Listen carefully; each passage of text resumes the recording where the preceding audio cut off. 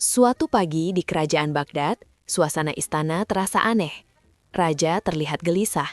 Ia berdiri di balkon istana memandang sebuah gunung besar yang menjurang tidak jauh dari kota. Gunung itu memang megah, tapi entah kenapa hari itu Raja merasa terganggu. Kenapa gunung itu selalu ada di situ? Gerutu Raja. Perdana Menteri bingung. Karena memang dari dulu di situ Paduka, Raja mendesah. Aku bosan. Setiap hari bangun tidur, lihat gunung itu lagi, gunung itu lagi. Aku ingin pemandangan baru. Para menteri mulai was-was. Kalau Raja sudah bosan, biasanya akan ada korban eksperimen. Dan benar saja. Panggil Abu Nawas. Perintah Raja. Semua menteri saling pandang. Selesai sudah. Bisik salah satu yang memang tidak suka pada Abu Nawas. Tak lama kemudian, Abu Nawas masuk dengan santai.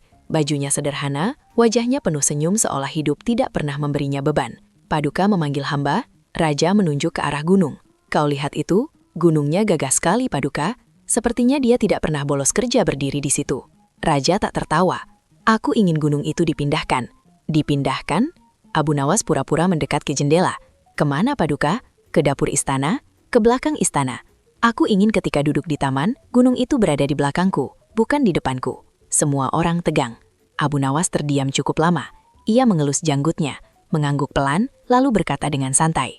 Baik Paduka. Seluruh ruangan mendadak ribut. Baik. Raja sampai berdiri. Kau yakin? Hamba hanya butuh waktu 1 bulan. Raja tertawa keras.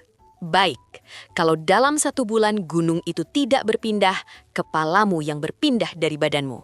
Abu Nawas membungkuk. Hamba terima perintahnya. Hari pertama warga sudah berkumpul di kaki gunung.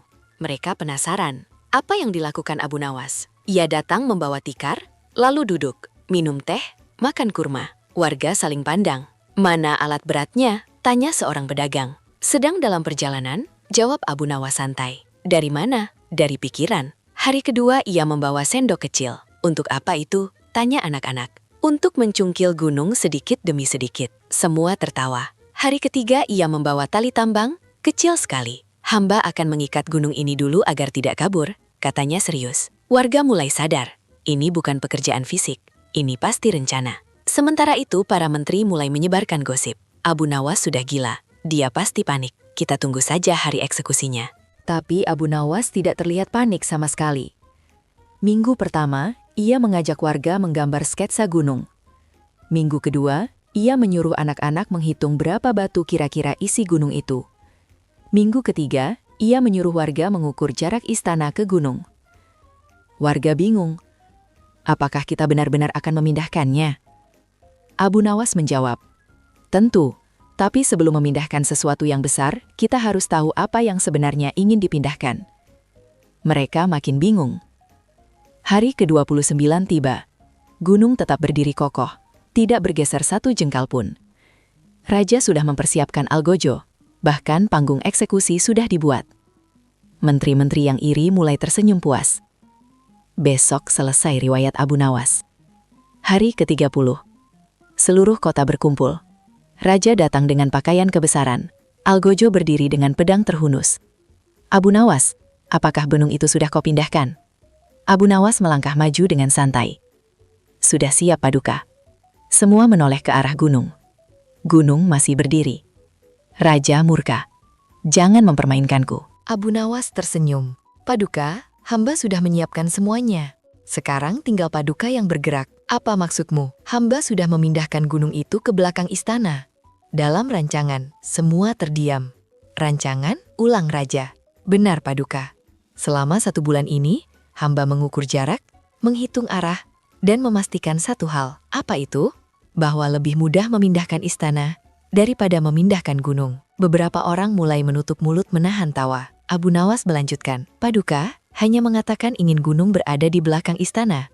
Paduka tidak menyebut siapa yang harus bergerak. Raja membeku. Secara logika, benar, kalau Paduka memindahkan istana ke sisi lain gunung, maka gunung otomatis berada di belakang istana. Warga mulai tertawa pelan. Raja mencoba marah, tapi logika itu terlalu kuat. Abu Nawas menambahkan, kadang bukan gunungnya yang harus pindah Paduka, tapi posisi kita yang harus berubah. Kalimat itu membuat semua orang terdiam. Raja akhirnya tertawa keras. Kau memang tidak pernah gagal membuatku kesal dan kagum sekaligus. Hukuman dibatalkan, tapi Abu Nawas belum selesai. Ia berkata pelan, Paduka, hamba sebenarnya tahu Paduka tidak benar-benar ingin memindahkan gunung.